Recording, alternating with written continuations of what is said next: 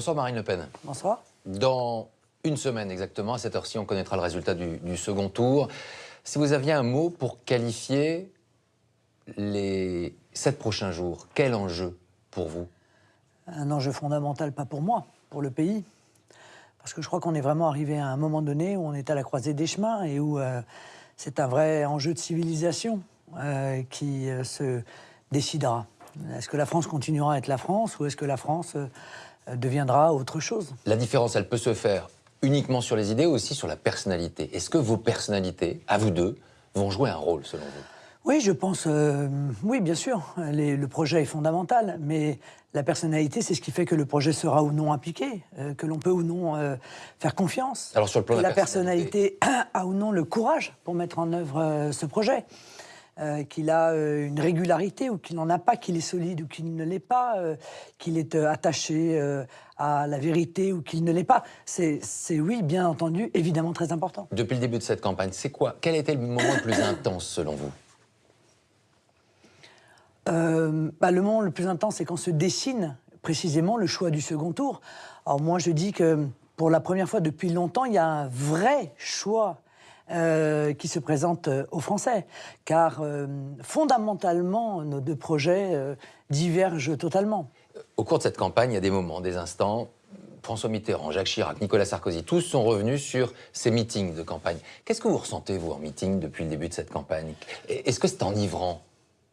Non, je ne suis pas enivré, mais c'est un transfert d'énergie. Un meeting, c'est vraiment un transfert d'énergie. Vous transmettez la foi que vous avez, car on ne transmet que la foi que l'on a, et ça se voit sur le visage. Quand on a des convictions, je trouve que immédiatement, le public vous renvoie cette énergie, et c'est un lien particulier qui se crée entre vous et les Français. Est-ce que vous êtes une femme de pouvoir? Est-ce que finalement, au fil du temps, c'est quelque chose qui est devenue une matrice importante?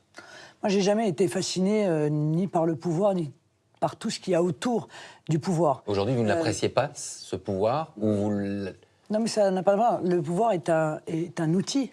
C'est un outil pour mettre en œuvre une politique au bénéfice du peuple français. Ça n'est qu'un outil, le pouvoir. C'est pas une fin en soi. Le pouvoir en lui-même n'a aucun intérêt. Ce qui est important, encore une fois, c'est ce qu'on va faire avec ce pouvoir, comment on va l'utiliser au bénéfice de qui. Et vous savez très bien que, en ce qui me concerne, j'ai toujours dit que je ne ferai rien sans le peuple ou contre le peuple français. Donc je suis vraiment dans une relation permanente avec lui. Il y a quelque chose qui a changé en vous depuis quelques mois, quelques semaines, même depuis la semaine dernière? Une responsabilité différente, un sentiment particulier? Depuis quelques mois, incontestablement, cette campagne présidentielle, qui est la deuxième en ce qui me concerne, est une campagne très différente de celle d'il y a 5 ans. Voilà, j'ai abordé cette campagne de manière libre. C'est vraiment femme libre que je suis venue devant les Français en défendant ce à quoi je crois le plus, et qui est mon pays, ma patrie, et le bien-être, la sécurité, la prospérité auxquelles les Français, je crois, ont droit et dont ils ont été en réalité dépossédés. Le doute, il ne fait jamais partie de votre logiciel? Bien sûr qu'on doute, mais qu'est-ce que le doute apporte? Quand vous avez le sentiment d'avoir une mission qui vous dépasse, qui est encore une fois une mission qui consiste à restituer au pays sa plénitude, le doute, il est peu important. Aucun doute à la capacité de diriger la France, d'être présidente de la République? Non, je n'ai pas de doute sur ce sujet. J'ai autour de moi des gens qui sont éminemment qualifiés, éminemment compétents. Mais il y a une solitude du pouvoir. Il y a une responsabilité d'un homme avec le pays ou d'une femme avec le pays. Bien sûr, il y a ce lien direct, il y a ce lien de responsabilité, incontestablement. Et moi, je ne me conçois que comme le mandataire du peuple français. C'est-à-dire que s'il décide de m'accorder le pouvoir ne sera pas à moi, il restera à lui, au peuple. Et c'est devant lui que j'aurai évidemment en permanence des comptes à rendre. Et ça infuse l'ensemble de mon projet. C'est aussi la raison de la proportionnelle, c'est aussi la raison du référendum d'initiative populaire. Ce lien permanent qui est en fait le vrai lien démocratique. De cela, de l'exercice du pouvoir, vous en parlez avec qui?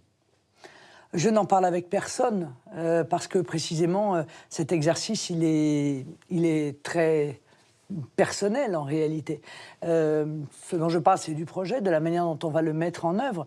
Mais c'est vrai que vous avez raison de dire que ce rôle de président de la République est un rôle pour lequel j'ai comment dire, éminemment de respect, parce que précisément, il est accordé par le peuple français, eh bien, je le conçois de manière... je le garde au fond de moi, voilà, c'est mon lien à moi avec le peuple. Et l'idée que vous faites... Personne ne peut me dire comment il faut faire, personne n'a le droit de me dire quelle relation je dois entretenir avec le peuple français dont je suis issu, car, vous savez, c'est ça l'élection présidentielle. Le peuple vient, il prend quelqu'un au milieu de lui-même, et il lui donne le mandat de le défendre. En fait, c'est ça pour moi la présidence de la République. Être président de la République, c'est également rassembler votre logiciel à vous, votre logique politique a toujours été, depuis longtemps, la confrontation, l'opposition, la fragmentation de la France. C'est peut-être un peu caricatural, mais on a souvent cette impression. Les nationalistes et puis les mondialistes, les patriotes et les mauvais Français, il y aurait de cela en vous? Mais pas un mot de ce que vous dites n'est juste, n'est vrai. Jamais vous n'avez eu cette vision de la France? Mais je n'ai jamais eu cette vision de la France. Des nationalistes, j'ai même un projet totalement différent, puisque un des fondements de mon engagement, c'est précisément de rendre à la France son unité. Je pense que l'ensemble des Français doivent se rassembler dans un projet qui est un projet commun. Et aujourd'hui, elle est fracturée, cette France. Et je leur dis juste, la nation est ce que vous avez en commun. La nation et la structure est la seule qui est capable de vous protéger, de vous assurer la sécurité et de vous assurer la prospérité. Moi, je suis une opposante farouche au communautarisme, à ces politiques qui fragmentent, qui divisent le peuple français en autant de petites chapelles.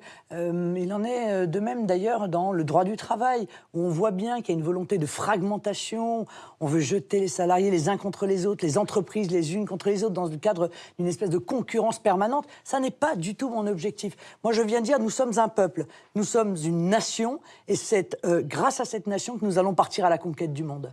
Il y a un point d'équilibre chez vous, donc finalement vous êtes en train de m'expliquer que vous êtes une femme d'équilibre, de juste équilibre, de compromis? Oui, mais je crois d'ailleurs que si les Français regardent le projet qui est le mien, les 144 engagements qui sont les miens, eh bien ils s'apercevront que mon projet est éminemment équilibré. Moi, objectivement, quand je vous dis que cette unité, elle est essentielle, et elle n'empêche pas qu'il y a effectivement une vision nationale et une vision post-nationale.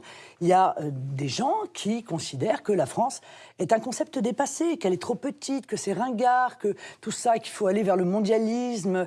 Eh bien, moi, je dis, ce mondialisme, il a engendré la mondialisation sauvage, c'est la guerre de tous contre tous, c'est la loi du plus fort. Et la vraie question qui va se poser, c'est est-ce que vous êtes sûr d'être du côté du plus fort? Est-ce que finalement, vous allez probablement me dire non, votre étendard, ce n'est pas la colère des Français? Est-ce que vous n'avez pas fait de la colère un étendard? Non, mon étendard, c'est l'amour. C'est l'amour que les Français ont pour leur pays. C'est l'amour qu'ils ont à l'égard de leur culture. C'est l'amour qu'ils ont à l'égard de leur identité. C'est l'amour qu'ils ont pour leur territoire, pour leur paysage. C'est l'amour de leur histoire. C'est l'amour qui fait bouger les Français vers le projet qui est le mien. C'est en aucun cas la colère. Alors si vous avez beaucoup d'amour, vous avez quand même un peu de colère contre les élites. Ce sont les élites, Français qui ont de l'amour pour leur propre reprenons pays. juste cela. Par exemple, les élites, vous avez une forme de... C'est devenu un peu votre punching ball, les élites. Mais je voudrais juste comprendre, c'est quoi une élite, selon vous? C'est quoi votre définition de l'élite? Si je prends 3 exemples. Un chef d'entreprise, c'est l'élite. Un journaliste, c'est l'élite. Un philosophe, c'est l'élite. Un professeur des écoles, c'est l'élite. Je voudrais juste comprendre. Non, mais c'est simple. Vous prenez toute la liste des soutiens de mon adversaire. Vous allez avoir là les élites, qu'on peut appeler le système, qu'on peut appeler l'oligarchie. La CGT, le MEDEF, les grands patrons de presse, etc. Vous allez avoir tout le monde, l'UOIF, dont je demande par ailleurs la dissolution. Voilà, vous avez toute une série de personnes qui, depuis des années, ont considéré que le peuple avait tort et que, quoi que demande le peuple, eh bien, ce sont eux, les élites, qui décideraient à la place du peuple. Donc elles sont inutiles, les élites aujourd'hui en France? Au point, en 2015, d'être allé jusqu'à violer la volonté des Français exprimée en 2005, exprimée par référendum, en disant le peuple a dit non à la Constitution, mais nous considérons qu'il faut répondre oui à la place du peuple. Eh bien, ce modèle-là, je trouve, est un modèle de trahison, je ne peux pas dire autre chose, voilà. Et je crois maintenant que chacun peut comprendre qu'en réalité, ils sont trahis au bénéfice d'intérêts privés. J'ai entendu, mais j'ai pas tout compris. Les élites. Qui incarne l'élite? Vous n'êtes pas issu de l'élite? Quand on fait des études, par exemple... Mais ça n'a rien à voir. C'est ça que je viens de comprendre. Mais non, mais ça n'a strictement rien à voir. Donc il y aurait les mauvaises élites, les bonnes élites. Non, c'est pas une question d'études. C'est une question... Ce sont des gens qui pensent qu'ils ont raison contre le peuple et que le peuple a tort. Voilà. Et qui se moquent de savoir... Donc vous avez les bonnes élites et de l'autre côté, les mauvaises élites. Pas le problème, c'est le respect du peuple, le respect de sa souveraineté. Comprenez, quand des gens viennent vous dire que le peuple a tort, moi j'ai envie de leur poser la question, qui a raison contre lui? Qui a raison contre le peuple? Le peuple a toujours raison. Oui, le peuple a toujours raison. Le politique doit toujours écouter le peuple, jamais tenter de l'emmener, de le guider vers quelque chose. L'emmener, le guider, lui montrer, lui expliquer, c'est le rôle du politique. Mais le peuple a toujours raison. Et personne n'a raison contre lui. Ni M. Juncker, ni Mme Merkel, ni les artistes, ni le MEDEF, ni les syndicats, ni l'UOIF, ni les églises, ni personne. Voilà, c'est lui qui, encore une fois, a raison. Et ce à quoi il a droit, le peuple, c'est d'avoir un débat politique qui soit équilibré. C'est-à-dire qu'il puisse choisir en toute connaissance de cause. Et c'est, hélas, aujourd'hui, pas tout à fait le cas, on peut le dire quand même. Vous êtes le peuple, vous, Marine Le Pen? Je fais partie du peuple, oui. Je me sens du peuple. Je suis au milieu de lui. Et surtout, je veux le défendre, lui, car c'est ça, encore une fois. Moi, ce que je reproche aux élites, c'est qu'elles se défendent elles-mêmes. Elles défendent leurs intérêts.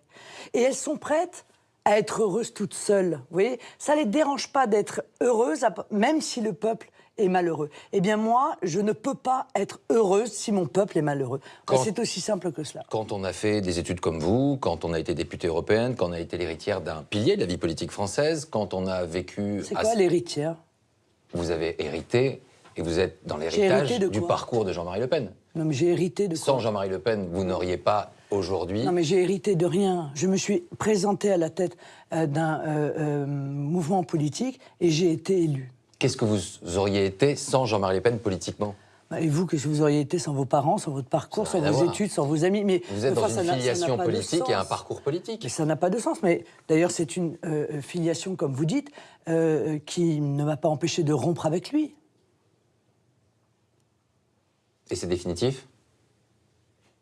Quand on dit rompre avec lui, ça veut dire une remise en question totale de tout ce que votre père a été? La rupture politique, elle est définitive. Voilà. Mais vous voyez, donc, c'est peut-être encore plus dur, d'ailleurs, quand on a des relations familiales, d'être capable de rompre. C'est plus difficile. Et pourquoi est-ce que je l'ai fait? Je l'ai fait parce que l'intérêt supérieur du pays était en cause. Donc, pour l'intérêt supérieur du pays, il faut être capable de faire des choses qui vous font violence à vous-même. Et ça m'a fait violence à moi-même parce que je suis une fille. De la même manière, vous voyez, nous avons constitué une alliance patriote et républicaine avec Nicolas Dupont-Aignan. Bien sûr, nous avons des divergences. Nous nous sommes combattus comme concurrents politiques. Mais nous avons mis tout cela dans notre poche parce que nous pensons à l'intérêt supérieur du pays. Quand les autres se rassemblent, c'est finalement des rassemblements d'appareils. Quand vous vous rapprochez de Nicolas Dupont-Aignan, finalement, c'est une logique politique. Monsieur, quand je vois des responsables républicains venir à plat ventre réclamer qui un poste de Premier ministre, qui un poste de ministre auprès de M. Macron, incontestablement, on y voit la marque de la défense d'intérêts personnels. Et quand Nicolas Dupont-Aignan vient vous demander ce poste de Premier ministre, lui, ce n'est pas une démarche personnelle. Mais il n'est pas venu me demander un poste de Premier ministre. C'est moi qui lui ai offert, si les Français me font la confiance de m'élire, ce poste de Premier ministre. Je reviens juste sur cette question du peuple. Vous nous avez dit, je suis issu du peuple. Vous êtes issu de la bourgeoisie, de Montretout, de Saint-Cloud. Vous avez découvert tardivement Hénin Beaumont et la Dole. Enfin, honnêtement, sincèrement, certains peuvent...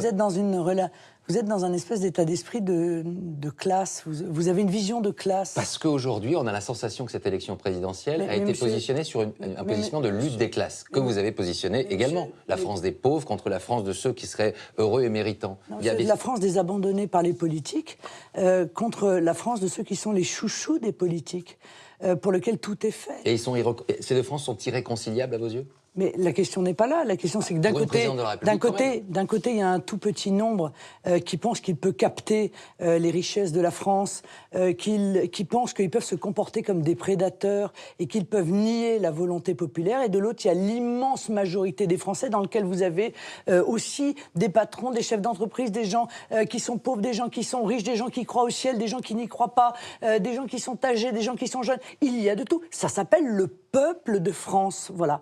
Et une élite ne peut pas capter, encore une fois, l'intégralité de ce qui appartient au peuple pour l'emmener là où le peuple ne veut pas aller. C'est ça la vraie grande question de cette élection, de la même manière que la vraie grande question, c'est la France. Demain, ce sera quoi? Est-ce que ce sera celle que j'aime, que les Français aiment, avec sa culture, avec son histoire, avec son identité, avec ses valeurs, avec la laïcité? Ou est-ce que ce sera une espèce de salle de marché ouverte à tous les vents violents et mauvais de la mondialisation, fragmentée entre les communautés et soumise aux revendications d'islamistes qui souhaitent tuer les valeurs qui sont celles de notre pays. Il nous reste 2 petites minutes. La grande question, elle est là.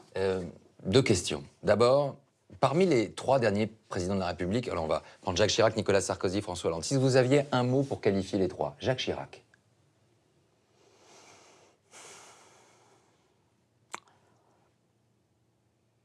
Un affectif, je pense que Jacques Chirac était un affectif.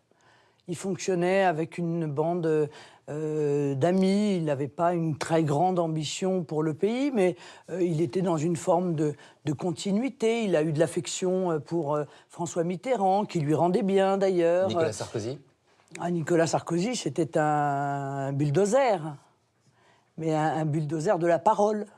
François Hollande François Hollande, c'est vraiment le roi fainéant. C'est le René Coty, quoi. Dans quel état d'esprit abordez-vous ce débat qui va se jouer mercredi? Est-ce qu'il sera, à vos yeux, essentiel? Il est important, bien sûr, parce que le principe même d'un débat, c'est de confronter des idées et donc de montrer aux Français qu'il y a 2 voix qui sont fondamentalement différentes. Si j'ai choisi comme slogan « Choisir la France », c'est que je pense sincèrement que le choix, il est entre la France et sa dilution. Il vous inquiète, il vous fait peur ce débat? Ah non, pas du tout. Je suis absolument pas inquiète. Je suis même assez enthousiaste et impatiente. De pouvoir confronter mon projet à celui de M. Macron et peut-être le faire découvrir aux Français d'ailleurs. Ils vont être longs, ces 7 derniers jours? Ah non, je peux vous dire que compte tenu de l'agenda qui est le mien, ça va très vite, au contraire. Vous allez gagner, Marine Le Pen? Oui, je vais gagner. Le peuple français va gagner. Merci à vous. Rendez-vous dans 7 jours. Merci, Marine Le Pen.